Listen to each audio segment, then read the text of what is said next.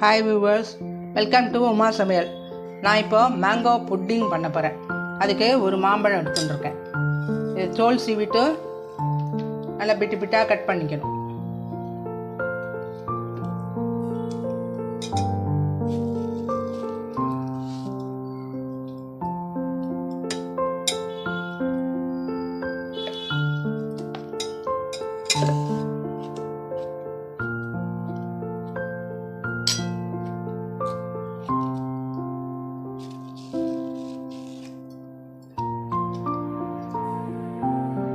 விட்டு போட்ட மாம்பழத்தெல்லாம் மிக்சியில் போட்டுடுறேன்.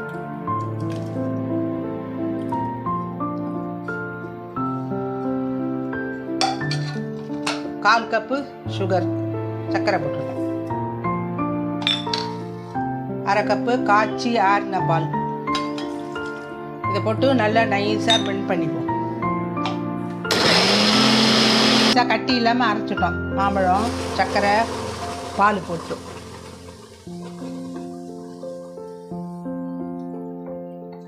இது மாம்பழக்கூழ் கொஞ்சம் 2 நிமிஷம் கொதிச்சுட்டே இருக்கட்டும். அதுக்குள்ளேயே நம்ம கார்ன்ஃப்ளவர் போட்டு கரைச்சி வச்சுக்கணும். இப்போ கார்ன்ஃப்ளவர் 4 டீஸ்பூன் போடுறேன்.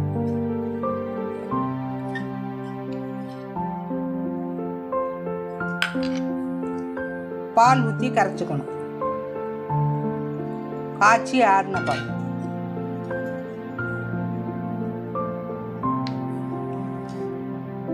நாலு டீஸ்பூன் கார்ன்ஃப்ளவர் கட்டி இல்லாமல் பால் ஊற்றி இப்படி கரைச்சி வச்சுருக்கேன்.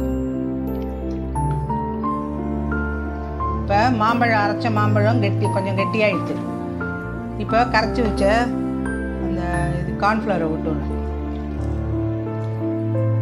கைவிடாமல் உடனே கலரும், இல்லைன்னா அடியில் பிடிச்சிடும்.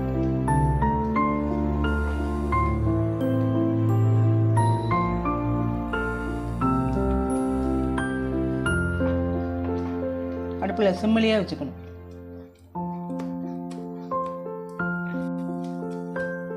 இப்போ இந்தமாரி ஸ்டேஜில் ஆஃப் பண்ணிடலாம். ஆறுனதும் கெட்டியாகும். அப்புறம் பார்க்கலாம். ஒரு டிசைன் பாத்திரத்தில் மோல்டு மாதிரி வரும் அழகாக. இந்த பாத்திரம் எடுத்துருக்கேன் நான். இதில் அதை கொட்டிடலாம்.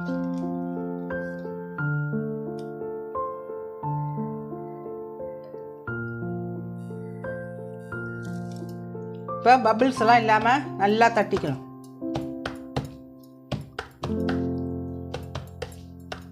இது ரூம் டெம்பரேச்சர் வந்த அப்புறம் ஃப்ரிட்ஜில் 2 மணி நேரம் வைக்கணும். அப்புறம் எடுத்து அப்புறம் காமிக்கிறேன்.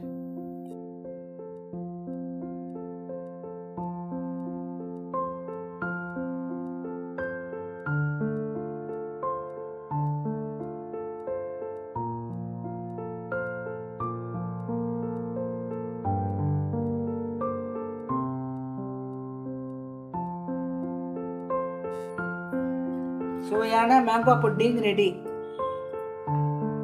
நல்லா ஜெல்லி மாதிரி நல்லா